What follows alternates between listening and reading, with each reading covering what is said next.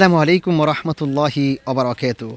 কাছে দূরে দেশ ও দেশের বাহিরে যে যেখান থেকে ঠিক এই মুহূর্তে টিভি সেটের সামনে রয়েছেন বা পরে যুক্ত হবেন, প্রিয় দর্শক শ্রোতা, আপনাদের সবাইকে স্বাগত জানাচ্ছি আপনার প্রিয় চ্যানেল ৭১ টিভির ভ্রমণ বিষয়ক বিশেষ ইসলামিক আয়োজন এসিআই পিওর সল্ট নিবেদিত আরবের পথে অনুষ্ঠানে, powered by twinkle baby diapers.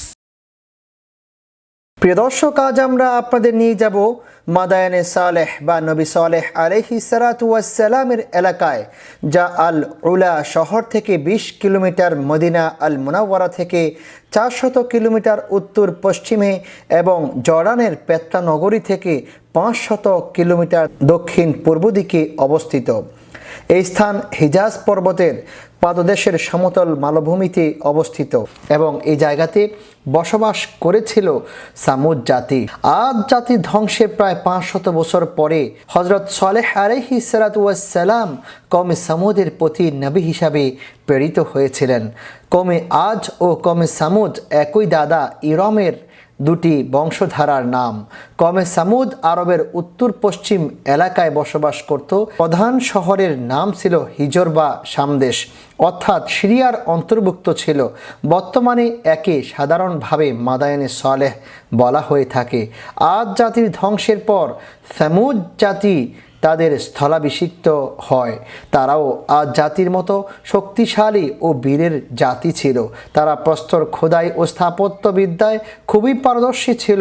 সমতল ভূমিতে বিশাল এলাকায় অট্টালিকা নির্মাণ ছাড়াও পর্বত গাত্র খোদাই করে তারা নানারূপ প্রকোষ্ঠ তৈরি করত এবং তাদের ব্যাপারে আল্লাহ সুবহানাহু ওয়া তাআলা পবিত্র কোরআনুল কারীমে সূরা ফজরের ৯ নম্বর আয়াতে বলেছেন, আল্লাযীনা জাবুস সখরা বিল ওয়াদ, যারা পাথর কেটে মজবুত ঘরবাড়ি তৈরি করত। আল্লাহ সুবহানাহু ওয়া তাআলা যুগে যুগে অনেক আম্বিয়া কিরামকে পাঠিয়েছিলেন। তার মধ্য থেকে নবী সালেহ আলাইহিস সালাতু ওয়াস সালাম অন্যতম একজন, যাকে সামুদ জাতির কাছে আল্লাহ তাআলা নবী হিসেবে প্রেরণ করেছিলেন। এবং সামুদ জাতির কাছে এসে নবী সালেহ আলাইহিস সালাতু ওয়াস সালাম বলেছেন, ইয়া কওম ইবুদুল্লাহ, হে আমার কওমের লোকেরা, তোমরা আল্লাহ তাআলার ইবাদত করো। কিন্তু সামুদ জাতি নবী সালেহ আলাইহিস সালাতু ওয়াস সালামের সেই বক্তব্য শুনল না। তারা তাগুতে বিশ্বাস করলো, তারা তাওহীদের পথে আসলো না। নবী সালেহ আলাইহিস সালাতু ওয়াস সালাম বারবার তাদেরকে আহ্বান করেছেন, দাওয়াত দিয়েছেন, কিন্তু তারা দাওয়াত গ্রহণ করেনি। পরিশেষে নবী সালেহ এর কাছে এসে বলল, যদি তুমি একটি মুজিজা আনতে পারো, একটি নৌকা আনতে পারবো, উটটি আনতে পারো, তাহলে আমরা তোমার প্রতি ঈমান আনবো। পরিশেষে আল্লাহ সুবহানাহু ওয়া তাআলার কাছে প্রার্থনা করে তিনি কাতেবা নামক একটি পাহাড় ছিল, সেই পাথরের পাহাড়কে বিদীর্ণ করে আল্লাহ তাআলা তাদের জন্য উষ্ট্রি পাঠিয়েছিলেন। কিন্তু তারা সীমালঙ্ঘন করে সেই উষ্ট্রিকে হত্যা করেছিল। পরিশেষে নবী সালেহ আলাইহিস সালাতু ওয়াস সালাম বলেছিলেন, তোমাদের উপর আযাব আসবে। সেই সময় আকাশের উপর থেকে একটি নিনাদ এসে তাদেরকে শেষ করে দিয়েছিল।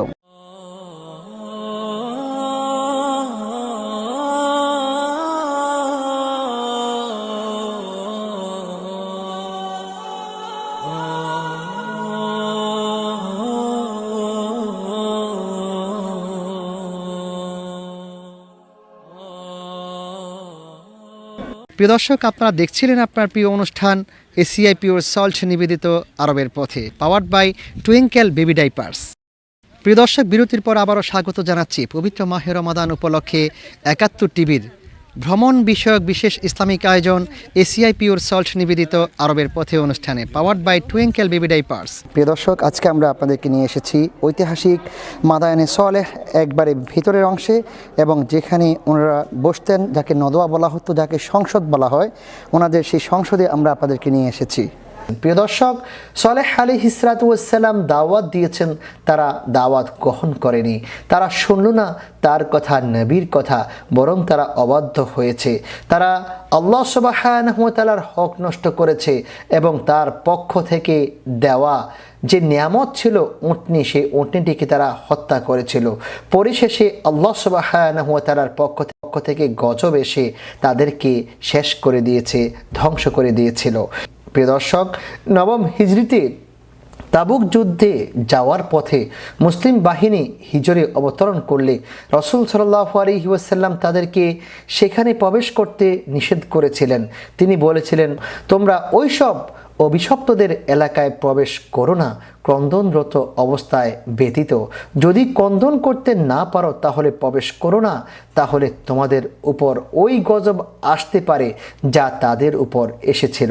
রসূলের এই বক্তব্যের মধ্যে সূক্ষ্ম তাৎপর্য এই যে এগুলি দেখে যদি মানুষ আল্লাহর গজবে ভীত না হয় তাহলে তাদের অন্তর শক্ত হয়ে যাবে এবং ওইসব অভিশপ্তদের মতো অহংকারী ও হঠকারী আচরণ করবে, ফলে তাদের উপর অনুরূপ গজব নেমে আসবে যেরূপ ইতিপূর্বে ওইসব অভিশপ্তদের উপর নেমে এসেছিল।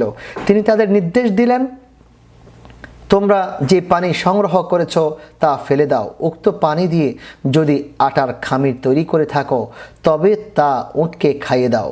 আরও নির্দেশ দিলেন, সালেহ আলাইহিস সালাতু ওয়াস সালামের ওষ্ঠী যে কুয়া থেকে, যে কূপ থেকে পানি পান করত, তোমরা সেই কূপ থেকে পানি সংগ্রহ করো। এখানে বর্ণিত হয়েছে রাসূল সাল্লাল্লাহু আলাইহি ওয়াসাল্লাম বলেছেন, তোমরা এখানকার কূপ থেকে পানি পান করো না। আজকে রাতে তোমরা কেউ বের হয়েও না, সাথী ব্যতীত। লোকেরা সেটাই করলো, কিন্তু বনু সায়েদার দুজন লোক বের হয়েছিল, যাদের একজন হাজত সারার জন্য এবং অন্যজন তার ওঁট খোঁজার জন্য। এক্ষণে যে ব্যক্তি হাজত সারার জন্য বের হয়েছিল সে তার হাজতের স্থানেই গলায় ফাঁস লেগে পড়ে রইল। অন্যজনকে ঝড়ে উড়িয়ে নিয়ে তাই পাহাড়ে নিক্ষেপ করলো। রসূল সাল্লাল্লাহু আলাইহি ওয়াসাল্লামকে এই খবর দেওয়া হলে তিনি বললেন, আমি কি তোমাদেরকে সাথী ব্যতীত বের হতে নিষেধ করিনি? অতঃপর তিনি গলায় ফাঁস লেগে পড়ে থাকা ব্যক্তির নিকটে গিয়ে দোয়া করলেন, ফলে সে আরোগ্য লাভ করল। দ্বিতীয় জনকে মদিনায় পৌঁছার পর রসূল সাল্লাল্লাহু আলাইহি ওয়াসাল্লামের নিকট তাই গোত্রের লোকেরা হাদিয়া স্বরূপ প্রেরণ করল।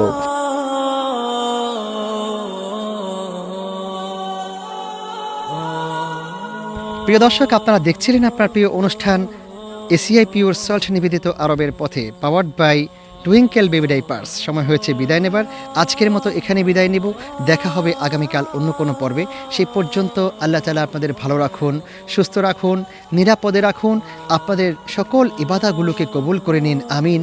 আসসালামু আলাইকুম ওয়া রাহমাতুল্লাহ।